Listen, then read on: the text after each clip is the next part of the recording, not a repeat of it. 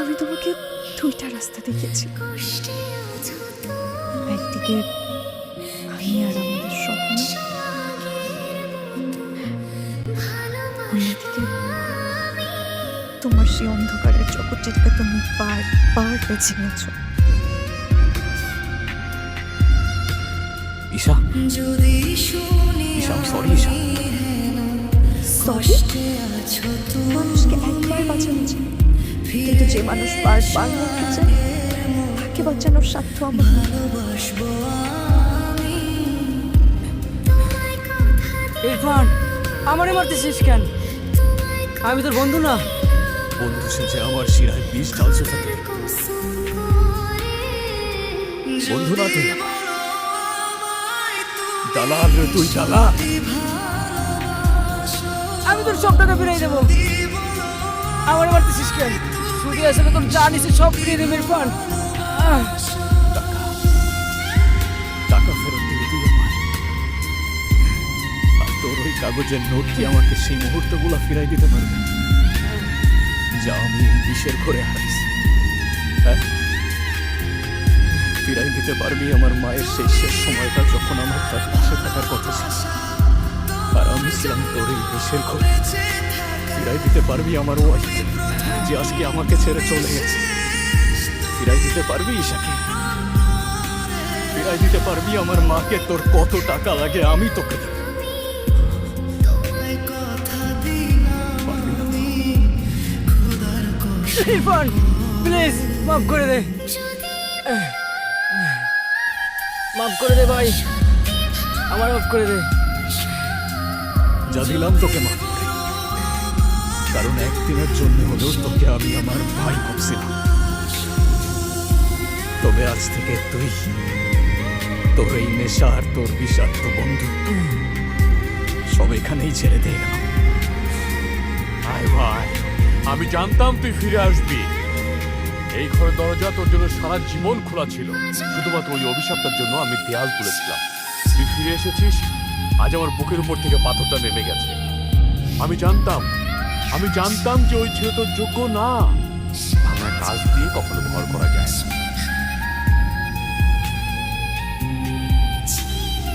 এতদিন পর গ্রামে আসবি, বাসায় যাবি না নানু ভাই?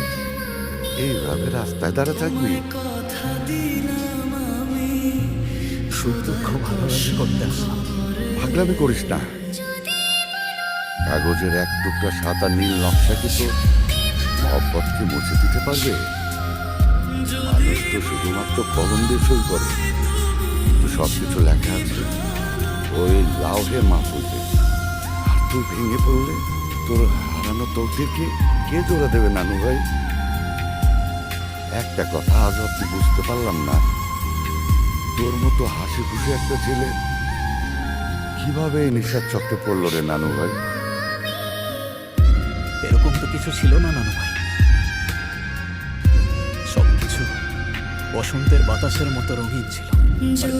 ইরফান, যার ছায়ার পিছু পিছু 4 বছর ঘুরঘুর করলি, গ্রাজুয়েশন শেষে এসে ওরই আংটি দিবি তুই? তোর তো কলিজা অনেক বড় হয়ে গেছে রে ভাই, কাহিনী কি? আরে জনি, ওরে দিয়ে কিচ্ছু হবে না। একই ডিপার্টমেন্ট একই সেকশনে পড়ে, কিন্তু আজ পর্যন্ত কোনোদিন হাই অব্দি বলতে পারে না। শোন, তোর জন্য আমার কাছে একটা জিনিস আছে। কি? এই নে, এটা ট্রাই কর। প্রথমে এটা খুলবি, তারপর ঢালবি। নে, ট্রাই কর। ইরফান ভাই, এসবের কোনো দরকার নাই, স্বাস্থ্যের জন্য কিন্তু খুবই খারাপ। বেশি বুঝোস? আমি খাই না, স্বাস্থ্যের জন্য ভালো না মানে? খাইলে আচ্ছা, কথা বলছিলাম, আমি জানি না এটা কি। I love you. এই কথা বলতে তোমার 4 বছর সময় লেগে গেল। তুমি কি ভাবছো আমি কিছুই বুঝতাম না? পেছনের বেঞ্চ থেকে আমাকে কে পাহারা দিচ্ছে সেটা আমি ঠিকই বুঝতাম, তাই জন্যই এতদিন ওয়েট করছি। হ্যাঁ, হ্যাঁ আবার কি? মানে আমিও তোমাকে পছন্দ করি, আই লাভ ইউ টু। কি হয়েছে মায়ের? তোর মায়ের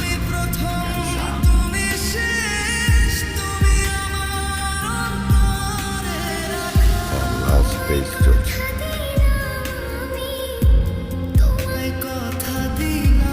মানে কি বলছো তুমি? আমাকে কেউ কেউ কিছু বলে নাই কেন?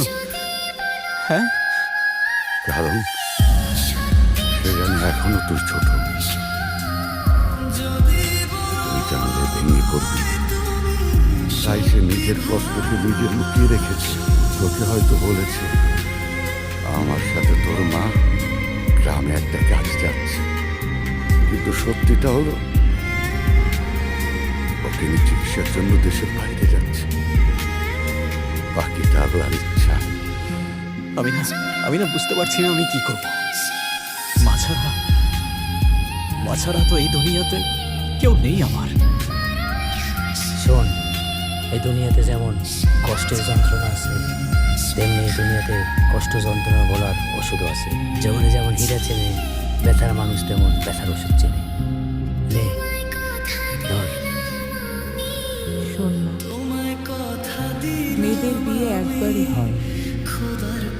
আমি জানি না ইরফান কি দোষ করেছে, কিন্তু সেই ভুলের সামনে তোদের ভালোবাসাটা এত ঠুনকো হয়ে গেল যে একটা সই দিয়ে সব শেষ করে দিতে হবে।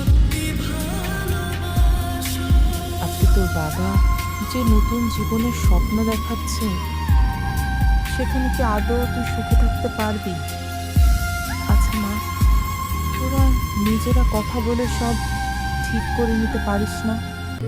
সংসার এত সহজ না। সংসার হলো অনেক বড় একটা সবুর।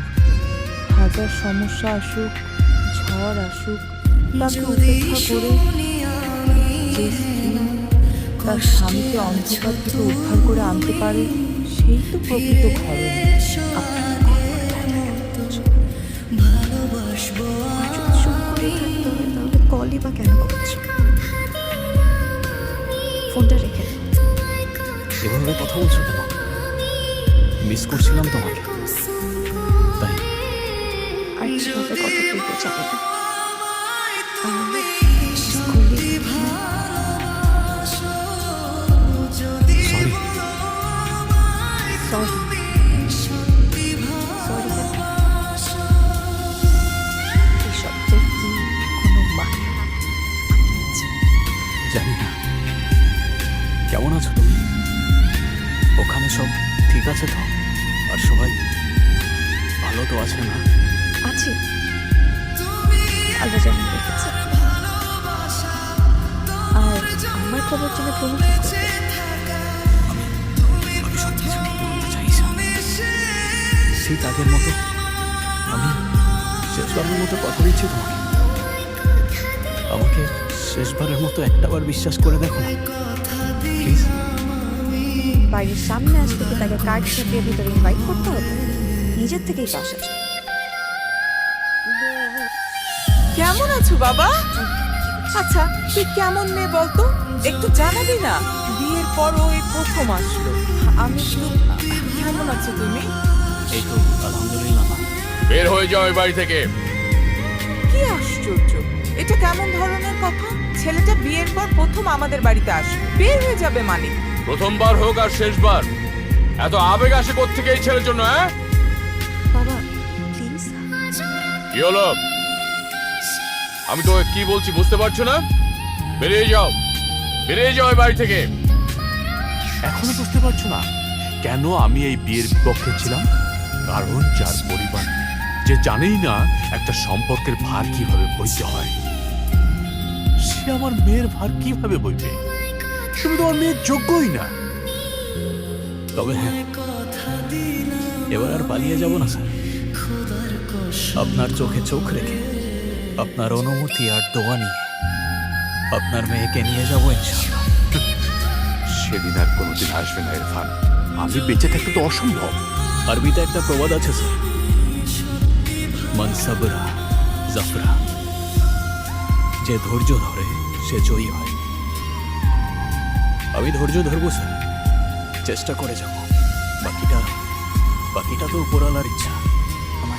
ও মা, কার এত বড় সাহস? কে আমার জিজিকে থাকতে দিবে? এটা আমার বাড়ি, আর আমার বাড়ি মানে তোমার বাড়ি। তুমি আসো তো।